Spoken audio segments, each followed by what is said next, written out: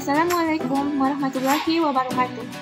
Perkenalkan, nama saya Cindy Adelina, NIM 12110124526 dari kelas 1A Pendidikan Agama Islam, Fakultas Tarbiyah dan Perguruan dari Universitas Islam Negeri Sultan Syarif Kasim Pekanbaru. Dengan mata kuliah Bahasa Indonesia, dosen pengampu Bapak Riffi Hamdani, MPD. Baiklah, di sini saya akan menjelaskan sedikit tentang jenis-jenis paragraf dan pengembangan paragraf. Mari kita lihat penjelasannya. Jenis-jenis paragraf ada 5. Yang pertama yaitu paragraf eksposisi. Yang dimaksud dengan paragraf eksposisi atau paparan adalah paragraf yang menjalankan, menjelaskan atau menginformasikan suatu hal untuk menambah pengetahuan atau pemahaman pembaca. Ciri-ciri dari paragraf eksposisi ini menurut Suladi 2004, ciri-cirinya sebagai berikut. 1. Berusaha menjelaskan sesuatu. 2. Gaya tulisan bersifat informatif. Yang ketiga, fakta dipakai sebagai alat kontribusi dan mengungkapkan informasi. Selanjutnya, cara membuat paragraf eksposisi. Menurut Kosasi, langkah menulis teks eksposisi adalah sebagai berikut. 1. Menentukan topik, yakni suatu hal yang memerlukan pemecahan masalah atau sesuatu yang mengandung problematika di masyarakat. Yang kedua, mengumpulkan bahan dan data untuk memperkuat argumen, baik membaca surat kabar, majalah, buku, ataupun internet. Yang ketiga, membuat kerangka tulisan berkenan dengan topik yang akan kita tulis yang mencakup tesis, argumen, dan penegasan atau kesimpulan. Yang keempat, mengembangkan tulisan sesuai dengan kerangka yang telah kita buat. Selanjutnya, yaitu yang kedua ada paragraf deskripsi. Yang dimaksud dengan paragraf deskripsi atau pembahagian adalah paragraf yang melukiskan suatu objek, tempat, atau peristiwa dengan seterang-terangnya kepada pembaca. Melalui deskripsi, pembaca seolah-olah diajak menulis untuk merasakan apa yang tertulis karena penulis melibatkan hampir segenap panca indera di dalam tulisannya. Ciri-ciri paragraf deskripsi ini menurut Kurnia Sari adalah sebagai berikut. Yang pertama, isinya menggambarkan suatu benda, tempat, makhluk hidup, atau sesama tertentu. Yang kedua, penggambaran dilakukan dengan panca indera, di antaranya indera penglihatan, indera pendengaran, indera penciuman, indera pengucapan, atau indera perabaan. Yang ketiga, orang-orang yang membaca atau yang diceritakan ikut merasakan dan melihat sendiri objek yang dimaksud. Yang selanjutnya, yang ketiga, yaitu paragraf persuasi. Yang dimaksud dengan paragraf persuasi atau ajakan adalah paragraf yang berisi unsur ajakan, himbauan, bujukan, atau saran kepada pembaca. Persuasi mengutamakan emosi atau perasaan pembaca, sedangkan sasaran argumentasi menitik beratkan pada logika pembaca. Persuasi bertujuan agar pembaca terbujuk.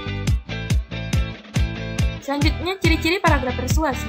Menurut Vendra Firdian, ciri-ciri paragraf persuasi yaitu sebagai berikut. Yang pertama, harus menimbulkan kepercayaan pendengar atau pembaca, bertolak atas pendiri bahwa pikiran manusia dapat diubah. Yang ketiga, menciptakan persesuaian melalui kepercayaan antara penulis dan pembaca. Yang keempat, menghindari konflik agar kepercayaan tidak hilang dan tujuan tercapai. Yang kelima,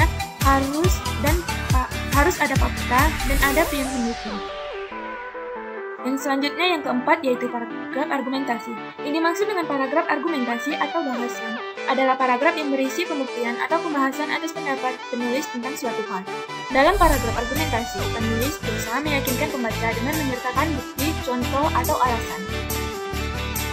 Adapun ciri-ciri paragraf argumentasi yaitu 1. Mengandung bukti dan kebenaran.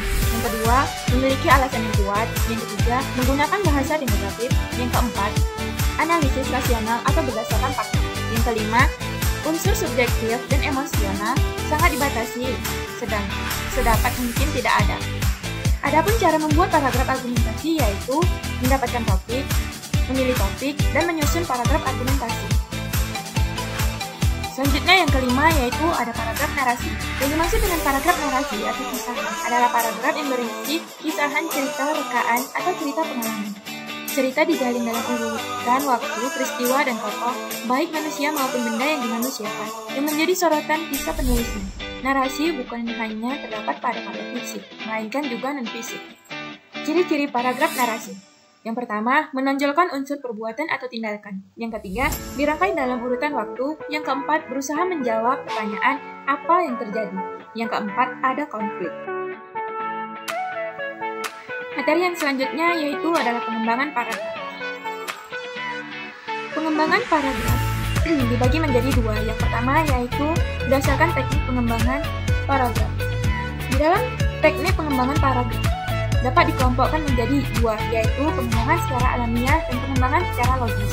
Yang dimaksud dengan pengembangan secara alamiah adalah paragraf yang dikembangkan berdasarkan urutan waktu bersifat kronologis. Sedangkan pengembangan secara logis adalah pengembangan paragraf secara logis, maksudnya adalah pengembangan paragraf menggunakan pola pikir tertentu. Yang selanjutnya yaitu pengembangan paragraf berdasarkan isi. Yang dimaksud dengan paragraf pengembangan berdasarkan isi adalah paragraf yang dilakukan dengan cara menampilkan perbandingan atau pertentangan, contoh, sebab akibat, dan klarifikasi. Berikut disajikan pengertian keempat cara tersebut secara singkat. Yang pertama yaitu pengembangan paragraf dengan cara perbandingan. Yang dimaksud dengan cara perbandingan yaitu sebuah pengembangan paragraf yang dilakukan dengan membandingkan atau mempertentangkan guna memperjelas suatu paparan. Yang kedua yaitu pengembangan paragraf dengan cara pemberian. Dengan cara pemberian ini maksudnya itu paragraf disajikan sebagai gagasan penjelasan untuk mendukung atau memperjelas gagasan ini. Yang ketiga, pengembangan paragraf dengan sebab akibat. Yang dimaksud dengan pengembangan paragraf dengan sebab akibat adalah cara yang sering disebut dengan kausalitas. Pengembangan paragraf cara ini dapat dilakukan dengan menyajikan sebab sebagai gagasan pokok atau utama, baru diikuti akibatnya sebagai gagasan penjelas. Selanjutnya yaitu pengembangan paragraf dengan cara klarifikasi. Dengan cara klarifikasi biasanya dilakukan dengan penyajian gagasan pokok utama, kemudian diikuti dengan gagasan penjelasan secara rinci. Gagasan penjelasan merupakan klarifikasi dari gagasan utama.